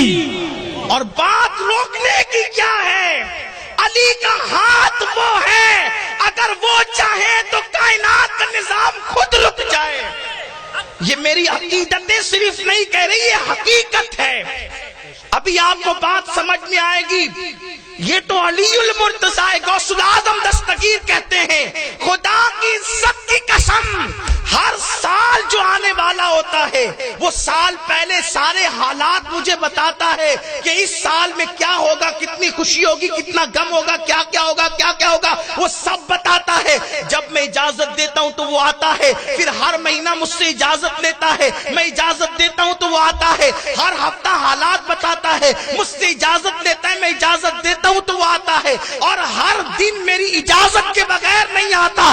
ارے جب عبد القادر کا یہ حال ہے کہ کوئی دن ان کی اجازت کے بغیر آ نہیں سکتا، تو جو عبد القادر کو اللہ اکبر علی نے ولایت عطا کی ہو، اس سال جو آنے والا ہوتا ہے وہ سال پہلے سارے حالات مجھے بتاتا ہے کہ اس سال میں کیا ہوگا، کتنی خوشی ہوگی، کتنا غم ہوگا، کیا کیا ہوگا، کیا کیا ہوگا، وہ سب بتاتا ہے۔ جب میں اجازت دیتا ہوں تو وہ آتا ہے، پھر ہر مہینہ مجھ سے اجازت لیتا ہے، میں اجازت دیتا ہوں تو وہ آتا ہے، ہر ہفتہ حالات بتاتا ہے، مجھ سے اجازت لیتا ہے، میں اجازت دیتا ہوں تو وہ آتا ہے، اور ہر دن میری اجازت کے بغیر نہیں آتا۔ ارے جب عبد القادر کا یہ حال ہے کہ کوئی دن ان کی اجازت کے بغیر آ نہیں سکتا، تو جو عبد القادر کو اللہ اکبر علی نے ولایت عطا کی ہو، اس مولا علی کی شان کا عالم کیا سبحان ہو، اللہ، سبحان اللہ، اس واہ واہ علی واہ واہ۔ المرتضی کا عالم کیا ہو۔ پیر مہر علی شاہ گولڑوی فرماتے ہیں، نبی کی حقیقت کے بعد اللہ نے دوسری جو حقیقت پیدا کی وہ علی کی حقیقت ہے۔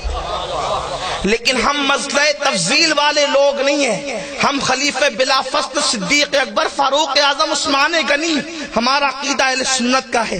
لیکن پیر مہر علی شاہ یہ بات کرنے کے بعد کہتے ہیں، اللہ نے نبی کی حقیقت کے فوراً بعد اگر کسی کی حقیقت کو پیدا کیا ہے وہ علی کی حقیقت ہے۔ ابھی یہ تو عنوان ہی الگ ہے، میرا عنوان یہ نہیں، میں تو اس عنوان کی طرف چلنا چاہتا ہوں اور اپنی گفتگو کو اختتام کی طرف لے جانا چاہتا ہوں۔ آپ جانتے ہیں اللہ نے بہت ساری باتیں جو اپنے نبی کے ہاتھ پہ ظاہر کی، وہ باتیں اللہ رب العزت نے نبی کی عطا پر علی کے ہاتھ پہ ظاہر کی۔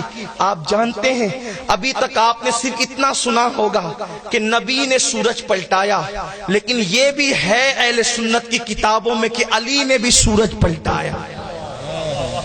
لوگ ڈرتے ہیں بتانے کہیں ہم پر رافضیت کا فتویٰ نہ لگ جائے۔ میں کہتا ہوں لو کانا رفضاً آل محمد، لو کانا رفضاً آل محمد فلیشہد الثقلان انی رافضی، امام شافعی کہتے ہیں۔ بات سچی تو کہنی چاہیے نا، بات سچی کہنی چاہیے، اور ہم بار بار یہ سبق آپ کو پڑھا رہے ہیں۔ اہل بیت کی محبت کا نام رافضیت نہیں ہے، صحابہ کی دشمنی کا نام رافضیت ہے، اور صحابہ کا دشمن ہم کبھی نہ اس کے تھے، نہ ہیں، نہ کبھی اس سے ہوں گے۔ ہم تو ہر صحابی کی تعظیم کا درس دیتے ہیں، اس پہ عمل کرتے ہیں، اس لیے کہ اہل سنت میں تقیہ کی کوئی حیثیت نہیں ہے۔ ہمارا مسلک، ہمارا مذہب، ہماری زبان، ہمارا دل، ہمارا نظریہ، ہمارا عمل، ہمارا کردار لوگوں کے سامنے ہے۔ مولا علی کی نماز چھٹی تو حضور نے سورج پلٹایا، اور ایک مرتبہ جنگ صفین کے موقع پر لوگ دریا سے گزرنے لگے تو دریا کا بہاؤ اتنا تھا کہ لوگ گزرتے گزرتے گزرتے گزرتے اتنی تاخیر ہو گئی کہ سورج غروب ہو گیا۔ لوگوں نے کانا پھوسی کرنا شروع کیا کہ دیکھو ان کی وجہ سے اثر چھوٹ گئی۔ یہ بات میرے علی کے کان تک پہنچی، عرض کی اللہ سورج پلٹا دے، بس اتنا کہنا تھا، سورج پلٹ گیا۔ یہ شان ہے میرے مولا کی، یعنی وقت پر خدا نے جس کو قدرت دی ہو۔ تو قرآن کی تلاوت سے علی کو محبت اتنی ہے کہ گھوڑے کی ایک زین پر قدم رکھنے کے بعد دوسری زین پر قدم رکھنے سے پہلے میرا مولا پورا قرآن ختم کر لیتے۔ اللہ نے فرمایا میں ان لوگوں کو جنت عطا کروں گا، لیکن یہ مت سمجھنا کہ علی جو ہے جنت کی لالچ میں اتنا قرآن پڑھتا ہے. میرے رسول نے فرمایا جس دن سے جنت کو پتا چلا ہے کہ حسن اور حسین میرے اندر آئیں گے تو وہ روزانہ ایسے جھومتی ہے جیسے دلہن سج کر کے جھومتی ہے. خوشی اور فرحت کے اندر یہ شان ہے. میرا عنوان آج اہل بیت نہیں ہے، حالانکہ یہ میری زندگی کا عنوان ہے، لیکن آج یہ عنوان پہ مجھے گفتگو نہیں کرنی ہے. بات آئی تو میں نے عرض کر دیا. تو جبریل نے کہا کہ جنت کو مشقتوں سے لپیٹ دیا گیا اور جہنم کو گناہ کی لذت سے. تو لوگ گناہ کی لذت کی بنیاد پہ جہنم کی طرف جاتے ہیں اور عبادت کی مشقت کی وجہ سے لوگ جنت کی طرف نہیں آتے. میرے پیارے آقا علیہ السلام کے پیارے دیوانوں، عبادت کی مشقت جھیلنا نہیں اور بڑی بڑی محبتوں کے دعوے کریں. ہم سے بڑا محبت کا دعوے دار کون؟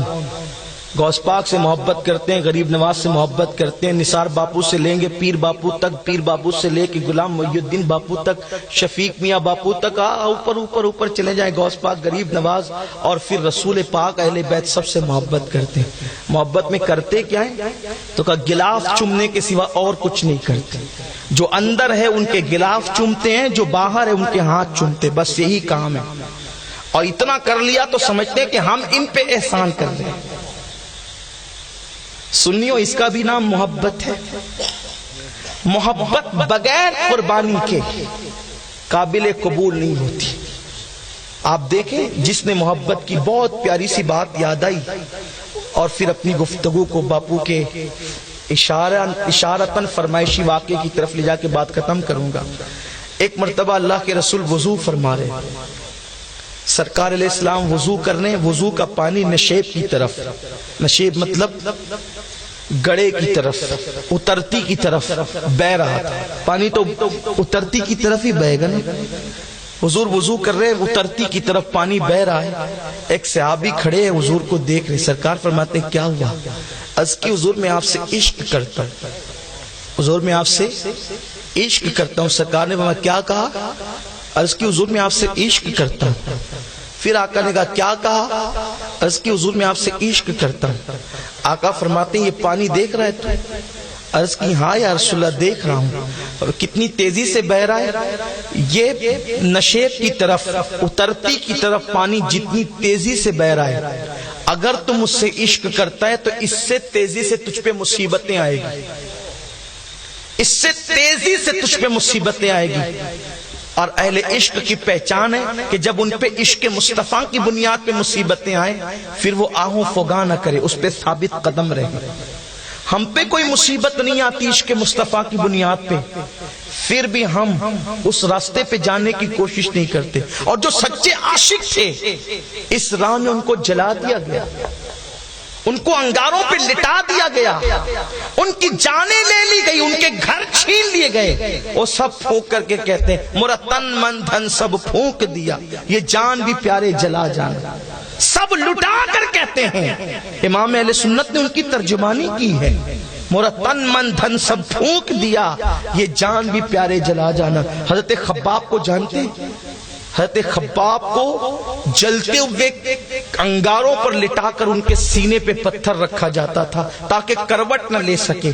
لیکن حضرت خباب کو انگارے پہ لٹانے کے بعد، سینے پہ پتھر رکھنے کے بعد جب آپ کو مارا جاتا تھا اور کہا جاتا تھا محمد کو چھوڑ دے، تو خباب کہتے تھے جان دے دوں گا لیکن دل سے مصطفیٰ جان رحمت کی محبت نہیں نکلے گی. آج کوئی ہے کوڑے مارنے والا؟ حضور کی محبت سے دور کرنے والا کوئی ہے؟ پھر ہم کیوں حجام کی کرسیوں پہ بیٹھ کر کے داڑیاں نکال کے پھینکتے ہیں؟ میں تو آپ کی سرزمین پہ دیکھتا ہوں کہ جن کے بال سفید ہو گئے، دانت ٹوٹنے لگے، وہ بھی داڑیاں نہیں رکھتے. اور عشق مصطفیٰ کا دعویٰ ہے.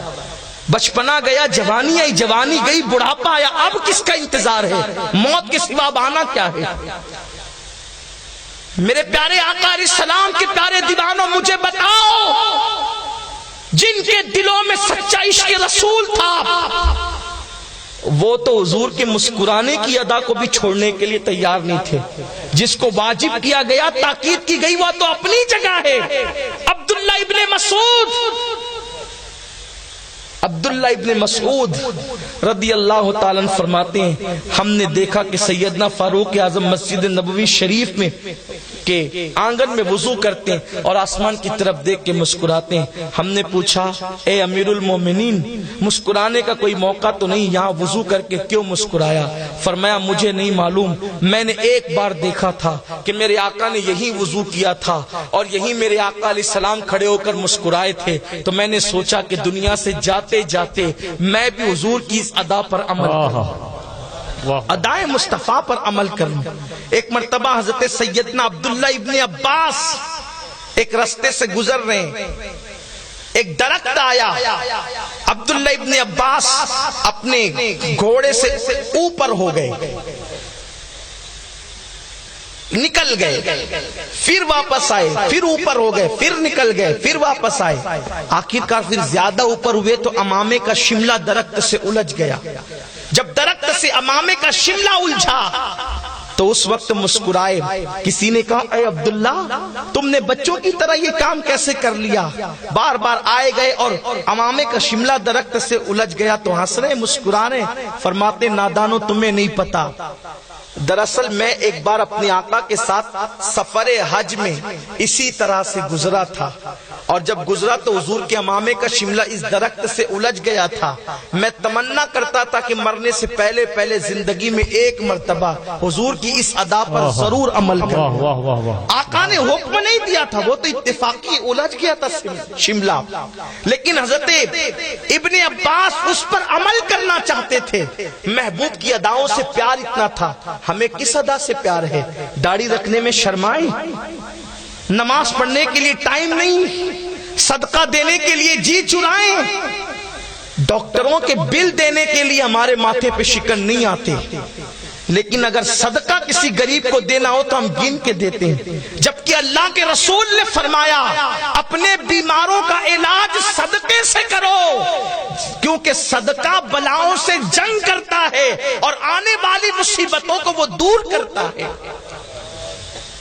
نہ ہم کبھی صدقے کی طرف توجہ, نہ عبادت کی طرف توجہ, اور حال یہ ہے کہ ہم سے بڑا عاشق رسول کوئی نہیں. دیکھو عاشقوں کی زندگی کیا تھی, صحابہ نے جس طرح عشق والی زندگی گزاری اور انہوں نے جیسا حق ادا کیا وفاداری کا, اب کوئی کیا کر سکتا ہے. میری مائیں اور بہنیں بھی موجود ہیں, ہم حضور کی مرضی پر اپنی مرضی چلاتے ہیں. بڑی معذرت کے ساتھ بڑی بے پردگی کا ماحول لوگوں نے بنا رکھا ہے. اب تو حال یہ ہو گیا کہ چھوٹی آستین کے کپڑے فیشن ہو گئے. اب تو شادی اور منگنی کے موقع پر مونڈوں تک عورتیں جو ہے وہ مہندی لگاتی ہے اور لگواتی ہے. حالت یہ ہے کہ چھوٹے چھوٹے شارٹ اور پتلے کپڑے آج فیشن بن چکے ہیں. مردوں سے بات کرنا کوئی عیب نہ رہا. اللہ نے رسول پاک کی بیویوں سے کہا تھا کہ اے نبی کی عورتوں, جب مرد تم سے بات کرے تو نرم لہجے میں بات مت کرنا, تاکہ دل کا روگی اس کو کوئی دوسرا رنگ نہ دے. جو مومنوں کی مائیں تھی اللہ نے کہا کہ نرم لہجے میں بات نہ کرنا. آج تو عورتیں اجنبی مردوں سے بات کرنے کی بات آئے تو آواز بنا کر, انداز بنا کر الگ الگ لب و لہجے میں گفتگو کرتی, بلکہ آج تو فلمی ڈائلاگ بولے جاتے ہیں. آج تو ایک دوسرے کو لبھانے کی کوشش کی جاتی ہے. لوگ بھول گئے کب تک جرائم کرو گے, کب تک گناہ کرو گے. ایک دن وہ آئے گا جس دن موت کی لٹکتی ہوئی تلوار تیرے جسم سے تیری روح کا تعلق توڑ دے گی. یہی فرق ہے اپنی موت میں اور اللہ والوں کی موت میں. وہ موت کی تیاری کرتے ہیں تو خوشی خوشی دنیا سے جاتے ہیں, روتے ہوئے آئے تھے لیکن خوشی خوشی جاتے ہیں, کیونکہ ولی کو اس وقت تک موت نہیں آتی جب تک اللہ جنت میں اس کا ٹھکانہ اس کو دکھا نہ دے. وہ اور لوگ ہیں جو کہتے ہیں کہ نبی کا کے ساتھ آخرت میں کیا ہوگا نبی کو نہیں پتا. معاذ اللہ, استغفر اللہ, العیاذ باللہ. ہم سنیوں کا عقیدہ ہے کہ مومن کو موت سے پہلے اس کا ٹھکانہ دکھایا جاتا ہے, پھر اس کی روح نکالی جاتی ہے. اللہ والوں کے آراس اسی لیے منائے جاتے ہیں, ان کے دن اسی لیے منائے جاتے ہیں. اور لوگ باتیں کرتے ہیں. اللہ کے رسول علیہ السلام نے فرمایا لوگوں میرے لیے اذان کے بعد مقام محمود کی دعا کیا کرو.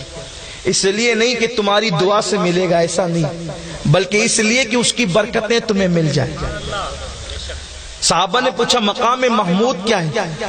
آقا نے فرمایا مقام محمود ایک مقام ہے جہاں پر اللہ مجھے کھڑا کرے گا اور میں اس کی حمد کروں گا. صحابہ نے عرض کی یا رسول اللہ اس مقام پر آپ کے سوا بھی کوئی اور ہوگا؟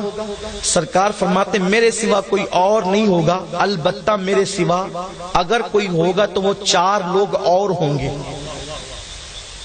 باہر کا کوئی نہیں ہوگا، وہ 4 لوگ اور ہوں گے. ایک تو علی ہوگا، ایک تو فاطمہ ہوگی، ایک تو حسن اور ایک تو حسین، اور ہم مقام محمود پر ہوں. سبحان اللہ. یعنی حضور نے مقام محمود پر ان کو بھی نہیں چھوڑا، وہاں بھی ان کو ساتھ شامل کیا، وہاں بھی ان کو ساتھ لیا اللہ کے حبیب علیہ السلام نے.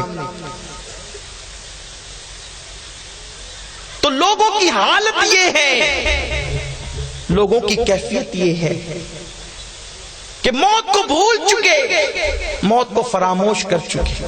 اور موت کی تکلیف اور موت کا کڑوا گھونٹ وہ ہے کہ اگر حقیقت موت لوگوں کو بتا دی جائے، حتیٰ کہ جانوروں کو موت کی حقیقت پتا چل جائے، تو آقا فرماتے ہیں ایسے گھلنے لگے جیسے نمک پانی میں گھلنے لگتا.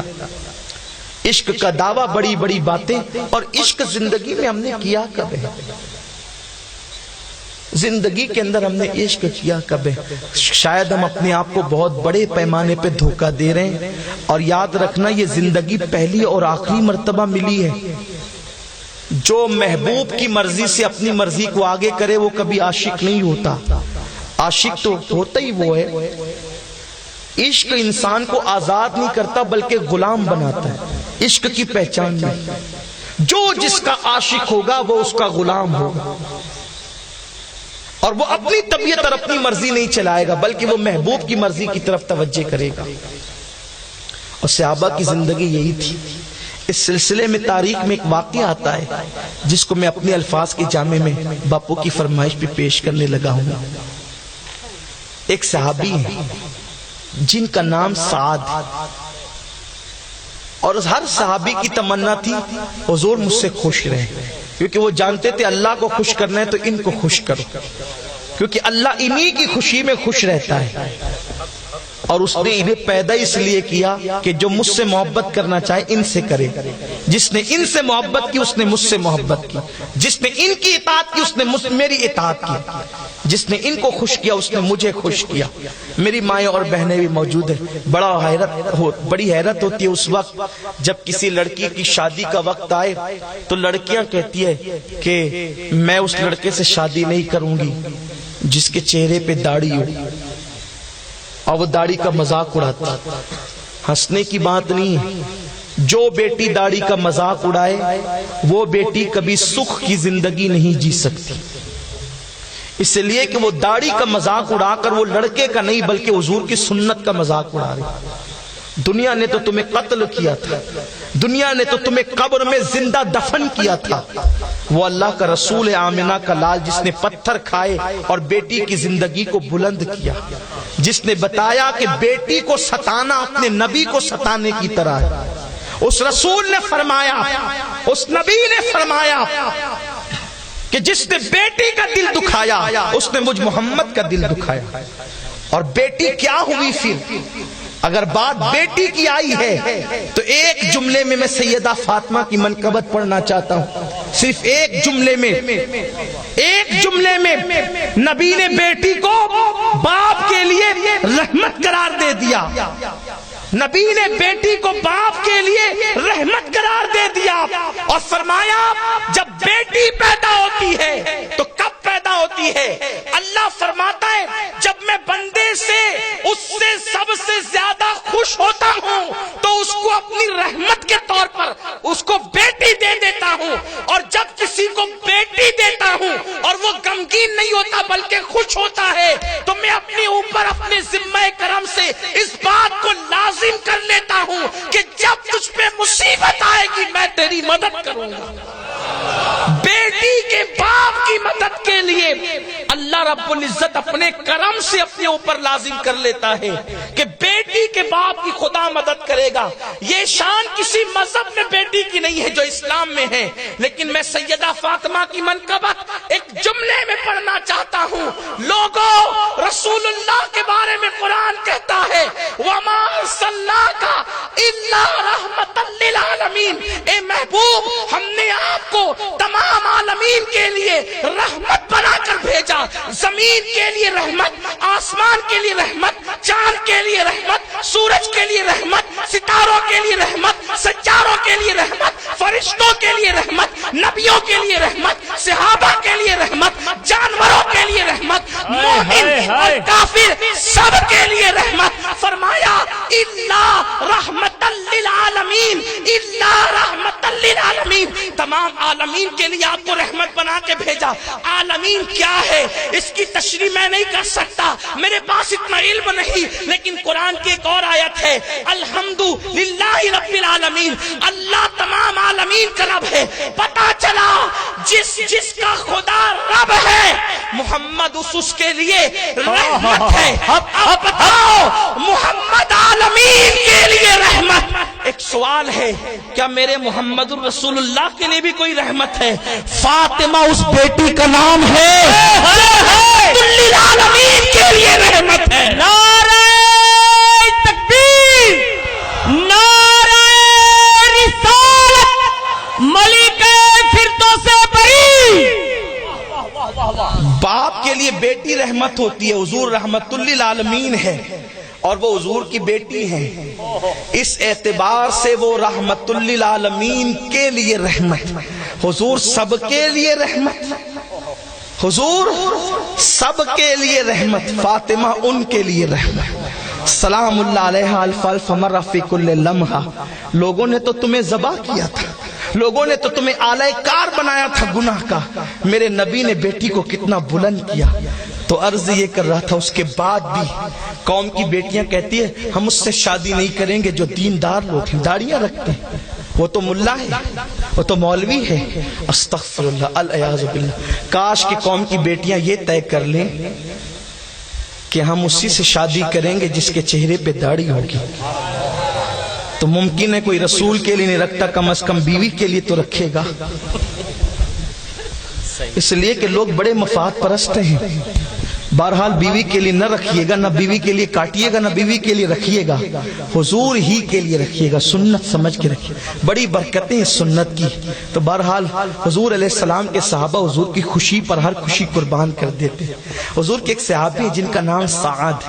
سعد کا رنگ اتنا پکا ہے کہ دنیا ان کو اسود کہتی ہے، اور اسود پکے رنگ کے ہے، ہونٹ موٹے موٹے ہیں، دانت بڑے بڑے، رنگ پکا ہے. حضور ان سے مذاق کرتے. خدا کی قسم میں اپنے نبی پہ قربان، اتنے بڑے ہو کر اتنے چھوٹوں کو کتنا بڑا کر دیا کہ حضور جن سے مذاق کریں ان کے مرتبے کیا. بلکہ میں تو کہتا ہوں جبریل بھی اس کو رشک کی نظر سے دیکھتا ہوگا، جس کے کندھوں پہ ہاتھ رکھ کے آمینہ کا لال مسکراتا ہوگا. اللہ اکبر. حضرت اسود کی عادت تھی حضور کے پاس آتے، حضور ان سے مذاق کرتے. دیکھو مذاق کرنا حضور کی سنت ہے اور مذاق اڑانا حرام ہے. کرنے اور اڑانے میں فرق یہ ہے، کسی کی ایسی مذاق کرنا کہ اس کا دل دکھے، یہ مذاق اڑانا ہے اس کو حقیر سمجھ کر، اور مذاق کرنا وہ بھی ہنس دے تم بھی ہنس دو، دونوں خوش ہو جاؤ، اس کو کہتے ہیں مذاق کرنا. حضور مذاق کرتے تھے. مذاق کرنا سنت ہے، مذاق اڑانا حرام ہے. اگر بات مذاق کی آئی ہے تو مجھے ایک حدیث یاد آئی. ایک بار بارگاہ رسالت میں ایک عورت آئی، بوڑھی ہو گئی تھی. عرض کی یا رسول اللہ میں جنت چاہتی ہوں، مجھے جنت عطا فرمائے. آقا فرماتے ہیں تجھے پتا ہے اللہ کسی بوڑھی عورت کو جنت میں داخل نہیں کرے گا. اس نے سننا تھا، توجہ نہ کی، رونے لگی. اللہ میں جوانی میں کیوں نہیں مر گئی، بچپن میں کیوں نہیں مر گئی، میں بڈھی کیوں ہو گئی. جب وہ رونے لگی تو حضور نے مسکرا کے کہا بڑی بھی کس نے کہا کہ تو جنت میں نہیں جائے گی؟ میں نے تو یہ کہا کہ بوڑھی عورتیں جنت میں نہیں جائے گی، یعنی جب جنت میں جائے گی تو اللہ ان کو ان کی جوانی عطا کر دے گا، پہلے جوان کرے گا پھر جنت عطا کرے گا۔ حضور اس شان سے مذاق کرتے تھے۔ حدیث پاک دوسری یاد آتی ہے، بڑی پیاری حدیث ہے۔ حضور علیہ السلام کے ایک دیہاتی صحابی تھے، دیہات سے آتے تھے اور تازہ تازہ سبزیاں لے کر سرکار کی بارگاہ میں لا کے پیش کرتے تھے۔ کبھی ایسا بھی کرتے تھے کہ اپنی سبزی کسی فروٹ والے کو دے دیتے تھے اور اس کے بدلے فروٹ لاتے تھے اور آقا کو پیش کرتے تھے، حضور یہ پھل فروٹ کھا لیں۔ اور کبھی کبھی ایسا ہوتا تھا کہ خالی ہاتھ آتے تھے، جب دیکھتے تھے کہ حضور کے لیے کیا لے جاؤں کیا لے جاؤں، تو بڑے بھولے بھالے تھے، وہ کیا کرتے تھے کہ وہ فروٹ والوں سے کہتے ایک کام کرو مجھے ادھار پھل دے دو۔ وہ کہتے بھئی تیرا تو کوئی کاروبار نہیں، تو کہاں سے پیسے لائے گا؟ وہ کہا شام کو دے دوں گا۔ پھر صبح لاتے، حضور میں آپ کے لیے فروٹ لایا ہوں کھا لیں، حضور خود بھی کھاتے صحابہ کو بھی کھلاتے۔ پھر شام کو آتے حضور کا ہاتھ پکڑ کے کہتے یا رسول اللہ چلیے، سرکار کو بازار میں لاتے، فرمایا یہ جو فروٹ والا ہے نا اس پر آپ پر قرضہ ہے۔ سرکار فرماتے وہ کون سا قرضہ ہے؟ کہا وہ جو صبح فروٹ کھایا تھا اس کا پیسہ ادا کر دیں۔ حضور مسکراتے اور پیسہ ادا کر دیتے۔ غور فرمائے حضور کی کیا شان تھی، کس انداز سے صحابہ کے درمیان زندگی گزارتے۔ اسی ایک صحابی کی اور بھی بات آتی ہے کہ ایک مرتبہ انہوں نے سبزیاں اپنے کھیت سے نکالی اور حضور کی بارگاہ میں سوچا کہ بعد میں جائیں گے، چلو پہلے سبزی بیچ لیتے ہیں۔ ادھر سبزی بیچنے کے لیے ادھر حضور سبزی خریدنے مارکیٹ میں تشریف لائے، دیکھا کہ یہ کھڑے ہو کر کے تازہ سبزیاں بیچ رہے تھے۔ سرکار پیچھے سے گئے بازار کے اندر اور ان کے دونوں آنکھوں پر حضور نے ہاتھ رکھ دیا اور فرمایا بوجھو کون ہے، بتاؤ کون ہے۔ غور فرمائیں کیا شان ہے، خدا چہرہ اٹھنے پہ قبلہ بدل دے۔ کیا شان ہے کہ ایک مرتبہ خود بلائے، 9 مرتبہ خود سے جائیں، قصر دنا تک کس کی رسائی، جاتے یہ ہیں آتے یہ ہیں۔ مرتبہ کیا ہے کہ نبیوں کی امامت کریں، انبیاء جس کے پیچھے ہاتھ باندھ کر کے کھڑے رہے، لیکن غلاموں کو کس شان سے نوازتے ہیں، کس قدر سادگی کے ساتھ لوگوں کے ساتھ رہتے ہیں کہ ان کی آنکھوں پہ ہاتھ رکھ دیا اور فرمایا بوجھو کون ہے، بتاؤ کون ہے۔ صحابی کہتے ہیں تھے تو دیہاتی لیکن عاشق تھے، اور عاشقوں کو انداز عشق سکھانا نہیں پڑتا، جب عشق آتا ہے تو انداز عشق خود بخود آ جاتا ہے۔ دنیا میں کوئی کتاب ایسی نہیں لکھی گئی جس میں آداب عشق بتائے جاتے ہیں، اس لیے کہ دل عشق کرتا ہے تو طریقہ عشق خود بخود سیکھ جایا کرتا ہے، نہ عشق سکھانا پڑتا ہے نہ آداب عشق سکھانے پڑتے ہیں۔ اقبال نے غالباً اسی لیے کہا ہے جب عشق سکھاتا ہے آداب خود آگاہی، کھلتے ہیں غلاموں پر اسرار شہنشاہی، اللہ اکبر۔ حضور نے جب کہا بوجھو کون ہے، وہ کہتے ہیں ہم حضور کے ہاتھ اچھی طرح پہچانتے تھے، کیونکہ وہ ریشم سے زیادہ نرم تھے، مشک سے زیادہ خوشبودار تھے اور ٹھنڈے ٹھنڈے ہاتھ ہوتے تھے، ہم پہچان لیتے حضور کے۔ لیکن سوچا کہ اب بھی کہوں گا دیکھو کتنے ہوشیار ہوتے ہیں، حضور کے غلاموں کی دانائی تو دیکھو کہ اگر میں اب بھی بتا دوں گا تو ہاتھ ہٹا لیں گے، اس لیے میں دیر کرتا رہا اور پیچھے ہٹتا رہا، دیر کرتا رہا پیچھے ہٹتا رہا، یہاں تک کہ میری پیٹھ حضور کے سینے سے قریب ہو گئی۔ کون سا سینہ؟ شمع دل مشکات، تن سینہ زجاجہ نور کا، تیری صورت کے لیے آیا ہے سورہ نور کا۔ وہ سینہ جس پہ لوح محفوظ رشک کرے، وہ میرے نبی کا سینہ کا میں نے سینے کی طرف پیٹ لگائی۔ کہتے ہیں وہ جب یہ بیان کرتے واقعہ فرماتے ہیں کہ میں نے جو پیٹ سینے سے لگائی تھی اس کی ٹھنڈک اب بھی میں اپنے سینے میں محسوس کر رہا ہوں۔ حضور کے عشاق یہ تھے۔ بہرحال حضور مذاق کرتے تھے صحابہ سے۔ حضرت سعد ایک بار حضور کی بارگاہ میں دوپہر کے وقت آئے، جب دوپہر کے ٹائم سعد آئے تو حضور نے ان سے مذاق کرنی چاہیے کیونکہ حضور بھی اکیلے تھے وہ بھی اکیلے تھے۔ آقا نے کہا سعد تو شادی کیوں نہیں کرتا، اتنا بڑا ہو گیا شادی کیوں نہیں کرتا؟ حضرت سعد مذاق ہو رہی تھی لیکن وہ سیریس ہو گئے، سنجیدہ ہو گئے، آنکھ میں آنسو آ گئے، کہنے لگے حضور میرا رنگ کالا ہے، پکا ہے ہونٹ، موٹے موٹے دانت بڑے بڑے، مدینے کے لوگ خوبصورت ہیں، کون مجھے بیٹی دے گا؟ میرے نبی کی شان ہے حضور کسی کی آنکھ میں آنسو نہیں دیکھ سکتے، سرے بالی انہیں رحمت کی ادا لائی ہے، حال بگڑا ہے تو بیمار کی بن آئی ہے۔ سرکار نے کہا ساتھ تو ایسی بات کیوں کرتا ہے؟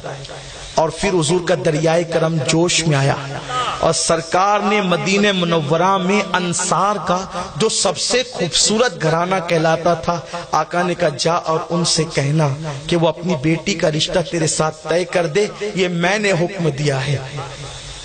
وہ کہتے ہیں مگر یا رسول اللہ، سرکار میں جاؤ میرا نام کہنا۔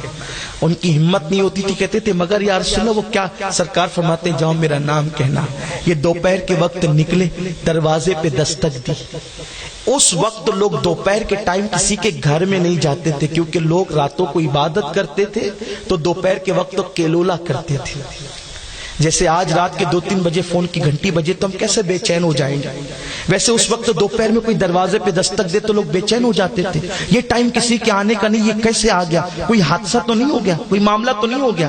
دروازے پہ دستک ہوئی، وہ صحابی جیسے دروازے کی طرف آئے، ان کی بڑی خوبصورت اکلوتی بیٹی، وہ بھی پیچھے پیچھے چھپ کر کے دبے قدموں سے باپ کے پیچھے۔ دروازہ کھلا، انہوں نے کہا سعد اس وقت؟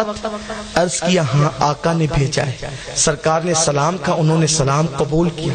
کتنے خوش نصیب تھے وہ جس کو رحمت للعالمین سلام بھیجے۔ سلام قبول کیا، اس کے بعد سعد سے پوچھا سعد کیسے آنا ہوا؟ عرض کرتے آقا نے بھیجا ہے۔ پھر کہتے ہیں ہاں آقا نے بھیجا ہے، مگر کیوں بھیجا ہے؟ ہمت نہیں ہوتی تھی، کہتے ہیں آقا نے بھیجا ہے۔ ہاں آقا نے بھیجا ہے، کیوں بھیجا ہے؟ کہا حضور نے بھیجا ہے۔ سعد بتاؤ تو کیوں بھیجا ہے؟ پھر کہتے ہیں رشتہ لے کر۔ اتنے جملے کہنے تھے رشتہ لے کر، ایسا لگا وہ صحابی کے دامن میں پوری کائنات کی خوشیاں سمٹ آئی۔ کیوں؟ حضور نے بھیجا ہے رشتہ لے کر، تو وہ یہ سمجھے کہ حضور میری بیٹی کا رشتہ اپنے لیے مانگنا چاہتے ہیں۔ سوچئے ذرا، تھوڑی دیر کے لیے سوچئے کتنا خوش ہو گئے ہوں گے وہ۔ لیکن جب پوچھا کس کے لیے، انہوں نے کہا میرے لیے۔ اب بتاؤ ان کی کیفیت کیا ہوئی ہوگی۔ اس کو یہاں سے ہٹ کر ایک مثال کے ذریعے سمجھے۔ کوئی بہت کروڑ پتی گاؤں کا مکھیا، اس کے متعلق کوئی اس کا نوکر آ کر کے کہے کہ وہ فلاں مکھیا صاحب نے بھیجا ہے کہ کس لیے؟ کا رشتے کے لیے۔ تو سوچا کہ وہ اپنے بیٹے کے لیے رشتہ مانگ رہے تو کتنا خوش ہو جائے گا انسان، لیکن جیسے ہی کہے گا میرے لیے تو پھر اس کی طبیعت بجھ نہ جائے گی۔ کہاں تو ہم نے سوچا تھا اتنے بڑے گھرانے میں رشتہ طے ہو رہا ہے، اور کہا اتنا چھوٹا، ملانے کے لیے بلا تمثیل بلا تمثیل۔ جب سعد نے کہا کہ حضور نے رشتہ لے کے بھیجا ہے تو انہوں نے سوچا میری بیٹی ام المومنین بنے گی، لیکن جیسے کہ کس کے لیے تو کہا میرے لیے۔ اب وہ صحابی تھی، دو چیزیں تھی، ہاں کہہ کر حضور کی بات مان لیں تو بیٹی کو کیسے سمجھائیں، اتنی خوبصورت بیٹی جو حسن و جمال کی ملکہ ہو، ایک ایسے پکے رنگ کے حبشی کے ساتھ بیاہ دے، بیٹی کو مطمئن کیسے کریں گے؟ لیکن اگر بات بیٹی کی ہے اور حضور کی بات کا انکار کر دے، حکم کا انکار کر دے، تب تو ایمان ہی چلا جائے۔ ایک طرف ایمان ہے، حضور کی بات کا انکار کر کے ایمان جاتا ہے، بات مان کر ایمان رہتا ہے، تو بیٹی کو مطمئن کیسے کریں گے؟ ایک طرف بیٹی، ایک طرف حضور۔ فیصلہ نہیں کر پا رہے تھے صحابی، پیچھے سے ایک ہاتھ نرم نازک کندھے پر آیا اور اس نے کندھا دبایا۔ جب انہوں نے مڑ کر کے دیکھا تو بیٹی آنکھوں میں آنسو لا کر کہتی ہے بابا دیر مت کر، جلدی سے ہاں کر دے، آنے والے اسود کو نہ دیکھ، بھیجنے والے مصطفیٰ جان رحمت کو دیکھ۔ بابا تیری بیٹی کتنی خوش نصیب ہے، کسی کا بیٹا رشتہ باپ طے کرتا ہے، کسی کا رشتہ بھائی طے کرتا ہے، کسی کا رشتہ بہنیں دادی دادا طے کرتے ہیں۔ کائنات جب تک قائم رہے گی ہم فخر کرتے رہیں گے کہ تیری بیٹی کا رشتہ نبیوں کے امام نے طے کیا۔ خلاف توقع بیٹی سے بات سن کر جیسے انہوں نے کہا اسود ہمیں رشتہ منظور ہے، جاؤ حضور سے کہہ دے ہم منظور کرتے، حضور جب چاہے نکاح کر دے۔ جیسے یہ آئے سرکار نے ہاتھ میں پیسے لیے ان کی جھولی میں ڈالے، کہا جاؤ اسود نکاح کی تیاری کرو۔ ادھر عورتوں کا حال کیا، وہ لڑکی کہتی ہر کڑوا گھونٹ پی لوں گی، لیکن حضور کی بات کا انکار نہیں کیا جا سکتا۔ ادھر ہاں ہو گیا، ان کے دامن میں پیسے پڑے، کہا جاؤ شادی کی تیاری کرو۔ ادھر وہ شادی کی تیاری کے لیے نکلے، کپڑے خرید رہے تھے. ادھر حضور نے بلال سے اور کچھ حضور کے منادیوں سے کہا کہ جاؤ احد کے میدان میں جمع ہونا ہے, ابھی سے لے کر صبح تک اعلان کرتے رہو اور سب کو جمع کرو. اعلان کرنے والا بازار میں پہنچا, لوگوں دکانیں بند کرو, کاروبار چھوڑو, خرید و فروخت روک دو, اللہ کے رسول نے جان کی نظریں لے کر احد میں جانے کے لیے تمہیں بلایا ہے. اسود وہاں کھڑے تھے. اسود کپڑے کی دکان والے سے کہتے ہیں ایک احسان کرو گے؟ اس نے کہا ضرور اسود, کیا بات ہے؟ کہا یہ کپڑے لے لے واپس, میرے پیسے واپس دے دے. پیسے واپس لیے, نئی تلوار خریدی, نئی ڈھال خریدی, اور شادی کی تیاری کرنے کے بعد حضور کو اطلاع دیے بغیر مجاہدین کی صفوں میں آ کر کھڑے ہو گئے. چپکے سے کیوں آئے؟ اس لیے کہ جانتے تھے اگر حضور نے دیکھ لیا تو کہیں گے جنگیں تو قیامت تک ہوتی رہے گی اسلام کے لیے, ابھی شادی کر لے, جنگ میں مت آ. حضور مجھے جنگ سے روک نہ دے, آقا مجھے میدان جنگ سے روک نہ دے. چپکے سے آ کے کھڑے ہو گئے, میدان جنگ میں چلے گئے. جب لاشیں جمع کی گئی تو حضرت اسود کی لاش بھی تھی, شہید ہو گئے تھے اسود.